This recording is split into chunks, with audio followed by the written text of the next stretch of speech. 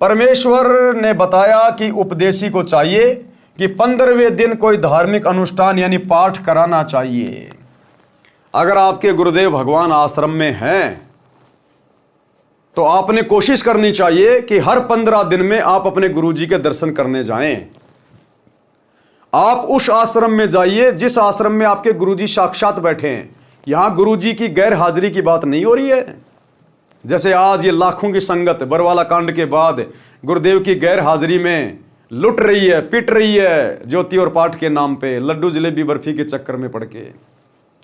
यदि आपके गुरुजी आश्रम में हैं, उस समय की बातें हो रही हैं।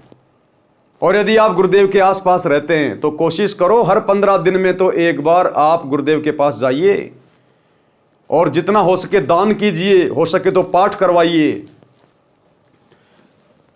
परमेश्वर ने बताया कि उपदेशी को चाहिए कि 15वें दिन कोई धार्मिक अनुष्ठान यानी पाठ कराना चाहिए। यदि 15 दिन में नहीं करा सकता है तो महीने में अवश्य कराइए।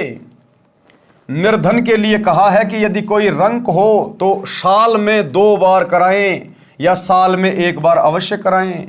गरीब से गरीब भगत को भी चाहिए कि साल में 1 बार अपने गुरुजी के हाथों में पाठ का पैसा दे, अपने नाम का धर्म कराए, समागम करवाए। साल में कम से कम 1 बार, ये लास्ट है। अगर साल में 5 करवाते हो, 10 करवाते हो, 12 करवाते हो, 25 करवाते हो, वो तो तुम्हारे ऊपर है। चाहे दिन में रोज कराओ, लेकिन अंतिम सीमा बताई गुरुदेव ने। चाहे कोई कितना गरीब, कितना भिखारी क्यों ना हो, अपने खर्चे वर्चे सीमित करके भले एक टाइम की रोटी खानी पड़े, लेकिन अपने गुरुजी को साल में 1 पाठ जरूर करवाना चाहिए। अपने गुरुजी को, गुरुजी की गैर हाजिरी में, गुरुजी के परिवार को नहीं, किसी कोऑर्डिनेटर को नहीं, अपने गुरुजी को।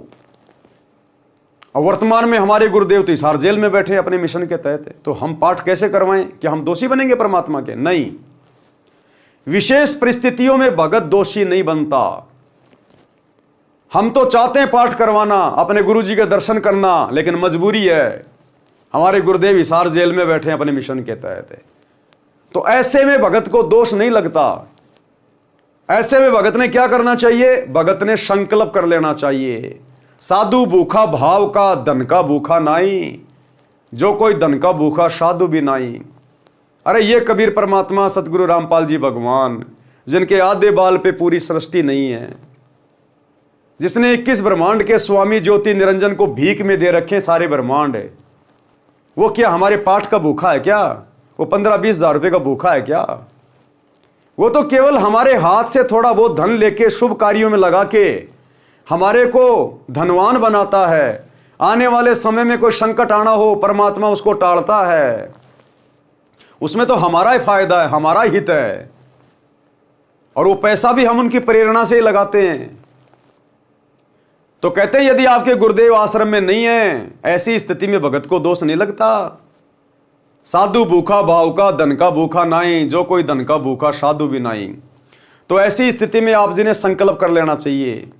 अपने घर पर दरबार साहिब के सामने गुरुदेव भगवान को दंडोत करके संकल्प करना चाहिए कि हे गुरुदेव भगवान, आपका दास आपके चरणों में पाठ प्रकाश का संकल्प करता है।